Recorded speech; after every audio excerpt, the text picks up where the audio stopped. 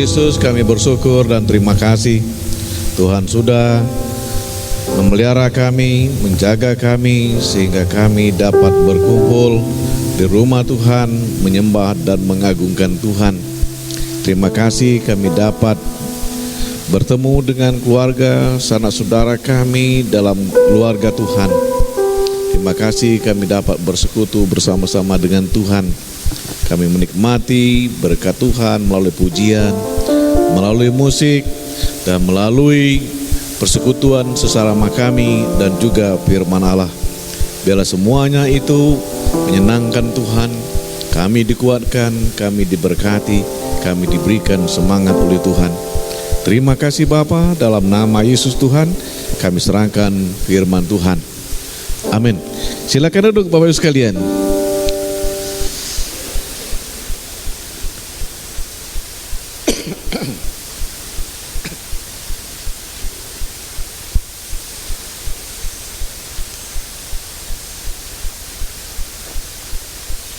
Firman Tuhan untuk kita hari ini dari 1 Petrus 2 ayat 1 sampai 3.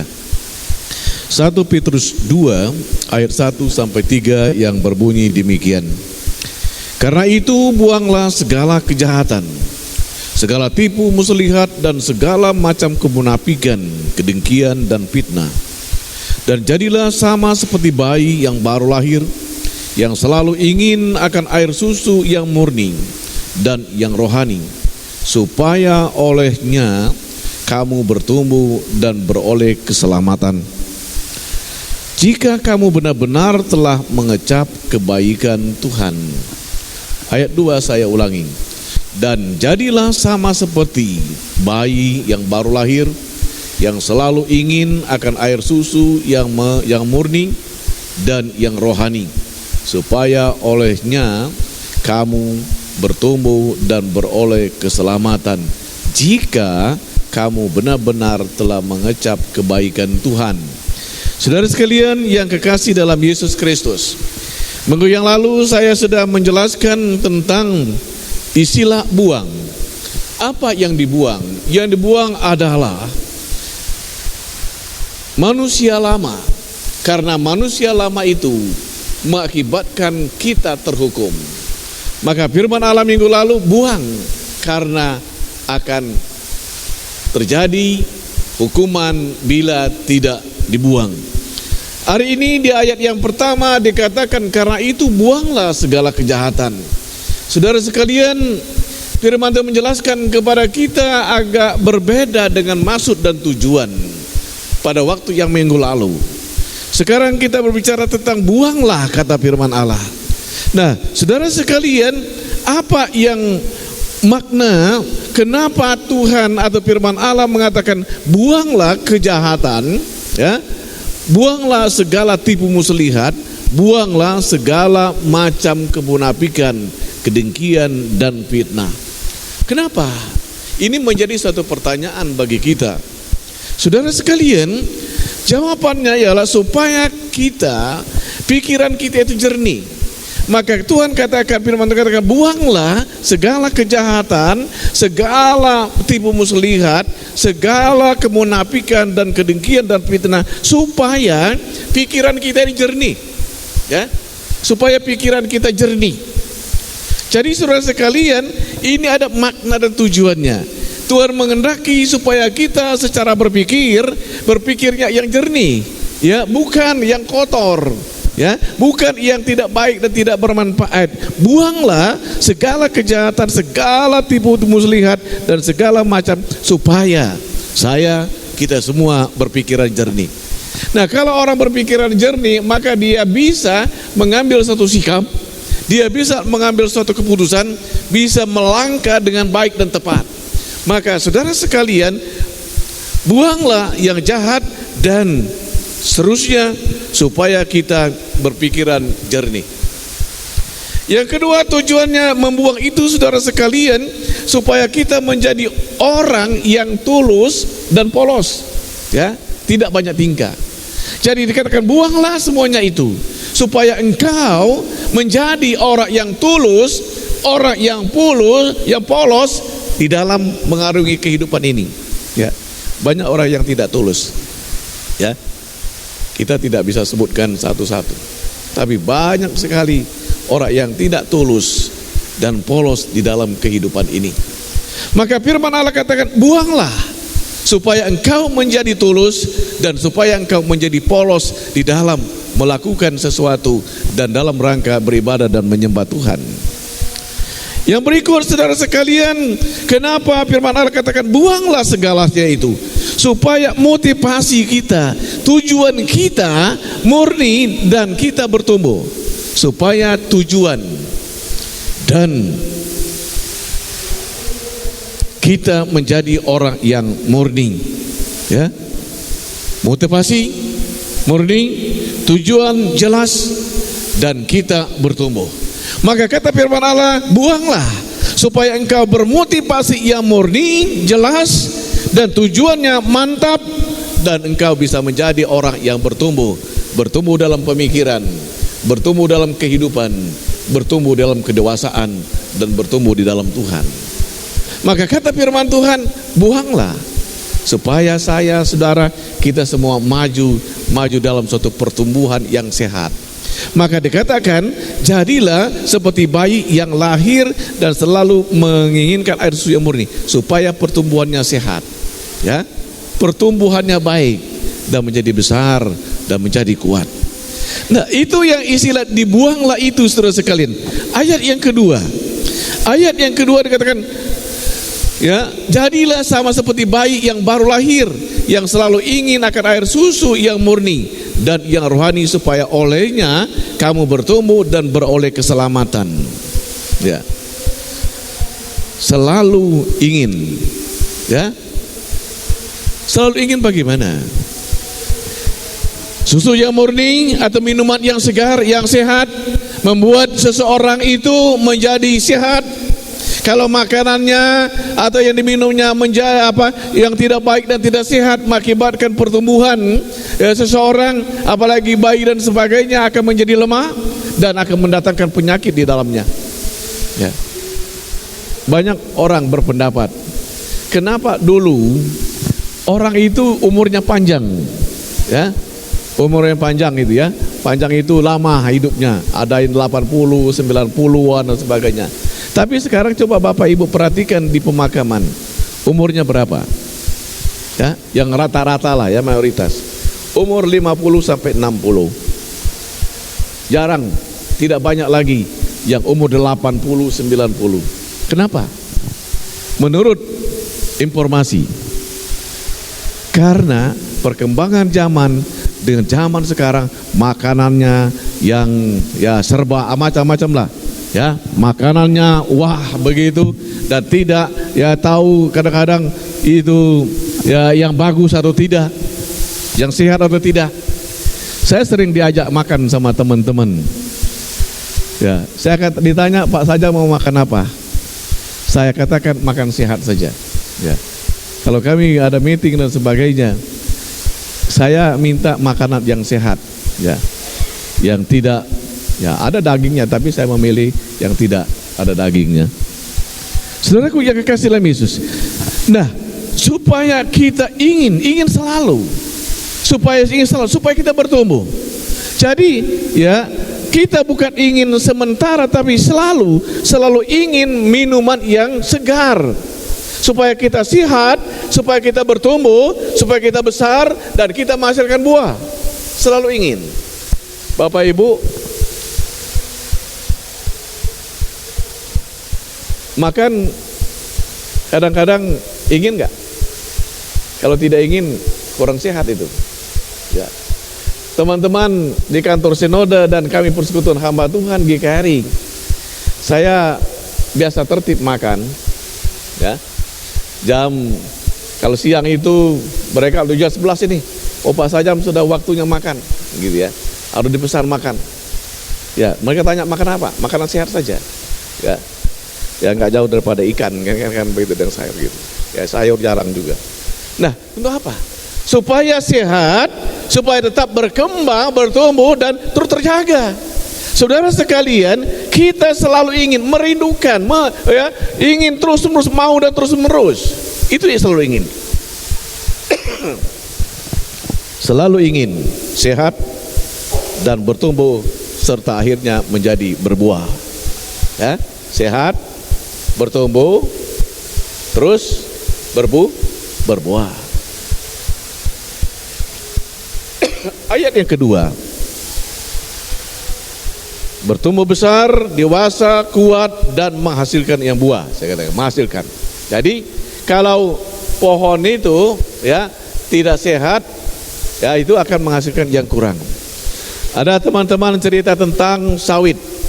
Sawit itu banyak orang tidak banyak, saya pikir. Ada orang berkata cuma ingin hasilnya saja. Dia tidak dirawat, dia tidak dipupuk, maka hasilnya tidak bagus. Maka teman-teman yang berkecimpung dalam dunia pertanian secara khusus sawit itu ataupun pohon apapun harus dibersihkan, dipupuk dan sebagainya supaya dia segar dan sehat. Kita bertumbuh. Dengan demikian goalnya apa? Apa yang kita ingin capai? Apa yang kita ingin tuju? Dan apa tujuan akhir pada itu? Saudara, tujuannya ialah menjadi orang Kristen, umat Tuhan yang dewasa dan berbuah. Jadi saudara sekalian, pertumbuhan itu di ayat 2 tujuannya ialah menjadi orang yang dewasa, orang yang menghasilkan sesuatu. Orang yang dewasa, orang yang menghasilkan, yang bermanfaat bagi dirinya dan bagi orang lain. Ya. Goal, tujuan akhir. Bapak Ibu, tujuan akhir kita apa? Tujuan akhir kita bersama-sama dengan Kristus. Tujuan kita di bumi ini semakin hari semakin dewasa, semakin hari semakin matang, semakin hari semakin tulus dan murni di dalam mengikut Tuhan dan melakukan sesuatu. Ayat yang ketiga, ya. Jika kamu benar-benar telah mengecap kebaikan Tuhan. Karena sudah mengecap kebaikan Tuhan, maka dia selalu merindukan air susu yang murni, yang membuat segar, yang membuat sehat, yang membuat bertumbuh. Nah, apa makna di situ?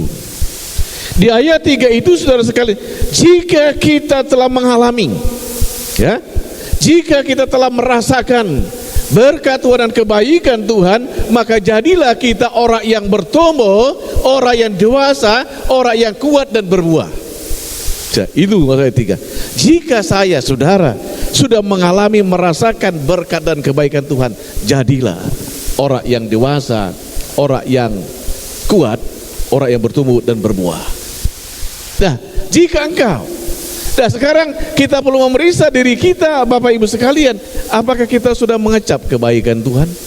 Apa hanya sekedar selokan, ya kita, wah Allah itu baik, Allah itu sungguh sama baik, angkat jempol, ya 2 jempol dan sebagainya. Apakah sekedar dikata? Apakah betul saya, saudara, kita semua mengalami kebaikan dan kebajikan Tuhan itu? Apakah saya dan saudara betul-betul merasakan, menikmati, mengalami kebaikan dan mengecap? Ya, mengecap itu merasakan kebaikan Tuhan dalam kehidupan ini. Jika saya dan saudara sudah merasakan, jika saya dan saudara sudah mengecap, sudah menikmati kebaikan Tuhan dalam hidup kita, maka kita berbagi. Kita berbagi. Berbagi apa? Apa kebaikan Tuhan? Pengalaman kita bersama-sama dengan Tuhan yang menyenangkan, yang memberikan solusi atau jalan keluar dalam hidup ini. Sesuatu yang Tuhan telah buat, yang telah kita rasakan, maka kita berbagi. Loh, saya senang loh bersama Tuhan, saya sukacita bersama Tuhan, saya kuat bersama dengan Tuhan, saya sudah merasakan bagaimana kebaikan Tuhan. Di dalam ibadah ini saya menikmati, ya, suatu kedamaian, suatu kesukaan, pengharapan, ada kebersamaan, ada sukacita bersama. Itu merupakan suatu berkat, suatu bagian yang kita alami. Maka tatkala kita merasakan itu, tatkala kita menikmati itu, maka kita berbagi informasi kepada keluarga, informasi kepada teman, bagikan. Wah, saya bersekutu. Ya. Sama dengan komisi sekolah minggu, ya, mungkin mereka anak-anak di sana, ada youth, ada dewasa muda, ada ibu-ibu, ada bapak-bapak. Jika kita merasakan persekutuan itu indah, jika kita merasakan persekutuan yang menyenangkan dan memberkati kita, informasikan kepada teman-teman. Ajak teman-teman, ayo kita bersekutu, ayo kita berbakti, ayo kita beribadah. Saudara sekalian, inilah yang menjadi suatu dasar kita dalam mengikuti Tuhan.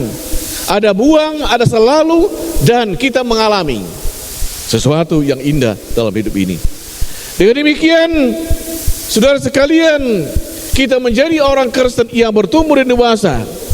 Artinya saya dan saudara bisa menerima yang lembut, yang keras, pengajaran yang bersifat keras dan teguran, dan juga berita yang gampang dicerna dan mungkin juga menyinggung perasaan yang untuk membenahi kehidupan kita. Kita menerima yang menyenangkan telinga dan menyenangkan hati, mungkin juga tidak menyenangkan telinga yang mendengar, mengganggu perasaan kita.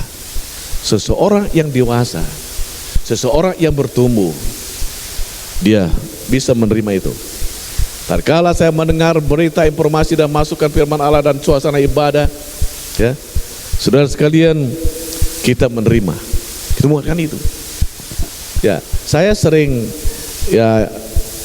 putar kaset, ya, cari gereja sebelah begini. Itu bagus itu menanyakan, menjelaskan ada kelompok orang yang dewasa dan bertumbuh dan tidak. Ya.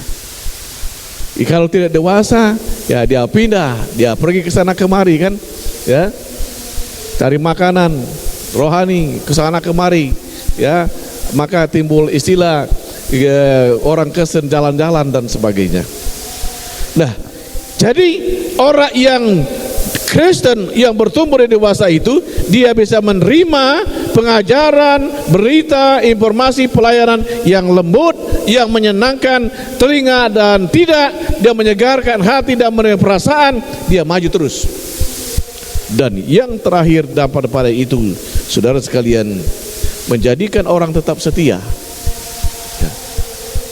Tatkala kita sampai kepada tujuan menjadi dewasa dan kuat, maka kita menjadi umat Tuhan yang setia, tidak cengeng, ya, tidak dikit-dikit ngambek, tidak dikit-dikit tersinggung.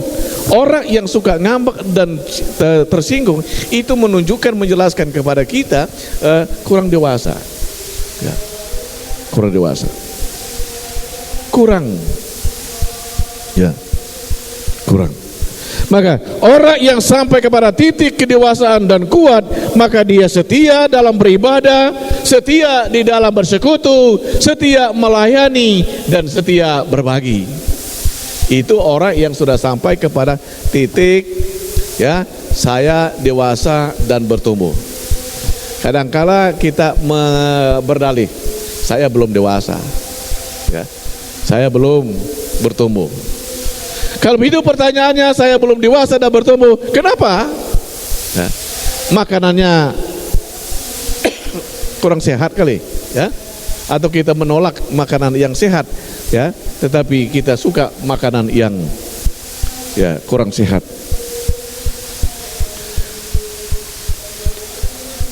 Orang makan daging itu bagus. Makan, ya, pakai ayam dan bagus. Tapi kalau terus-menerus dikasih, dimakan itu, ya, dampaknya sakit, ya. Saya, Pak Nenggolan Firman sering cerita, saya sudah puluhan tahun tidak lagi makan daging, ya, gitu dia. Ya, maka dia sehat, ditambah olahraga, ya. Saya mengurangi, tapi masih makan, ya, makan daging apapun, ya, tapi mengurangi, lebih banyak makan ikan. Ya. Saudaraku yang kekasih dalam Yesus, kesimpulan kita apa? Kesimpulan kita dalam rangka ini, Bapak Ibu sekalian, kita ada pembaruan hidup. Pikiran kita diperbarui, hati kita diperbarui, gerak kita diperbarui, tindakan kita diperbarui, kerja kita diperbarui. Ada pembaruan, ya, pembaruan. Yang berikut, buang semua penghalang. Buang segala yang berbentuk penghambat Ya, penghalang untuk kita bertumbuh dan sehat. Buang semuanya itu. Perasaan kita, pikiran kita, ketersinggungan kita, cepat sakit hati dan sensitif yang tidak membangun, buang itu. Tinggalkan itu. Rubah menjadi yang berpikiran positif. Jangan tepat tersinggung, sensitifnya luar biasa. Itu nyanyian Bobby kan. Saudara sekalian yang kasih dalam Yesus, buang segala penghalang. Yang berikut sebagai kesimpulan kita, Bapak Ibu sekalian, jika kita sudah mengalami dan merasakan kebaikan Tuhan, informasikan, bagikan, ceritakan, saya sudah mengalami, saya sudah merasakan kebaikan dan kemurahan Tuhan. Mari kita bersama-sama dengan Tuhan, mari kita ikut Tuhan, mari kita sembah Tuhan, mari kita beribadah, karena saya sudah mengalami dan merasakan itu. Ceritakan kepada orang lain jika sudah merasakan, jika sudah mengalami. Bapak Ibu sudah mengalami, merasakan? Sudah? Belum? Nah, apa-apa, nggak ada jawab apa-apa. Cuma pikir sendiri aja lah ya. Pikir sendiri. Kalau Bapak Ibu merasakan, bagikan dong. Jangan pelit. Ya, jangan kikir, berbagi. Ya, berbagi. Apa yang dialami, dirasakan. Bagikan kepada sesama kita. Dengan demikian kita diberkati, kita memberkati. Kita kuat, orang kuat. Kita menolong sesama kita, membangun sesama kita. Itulah manusia yang bermanfaat dan berguna bagi sesama dan bagi Tuhan. Kita berdoa. Bapa Surgawi, kami bersyukur dan terima kasih untuk firman Allah yang boleh menolong kami, mengingatkan kami, mengarahkan kami menjadi umat yang bertumbuh, umat yang dewasa, umat yang berbagi, umat yang bermanfaat bagi sesama dan bagi Tuhan. Terima kasih Bapa, tolong kami dan bimbing kami. Dalam nama Yesus Tuhan kami berdoa. Amin.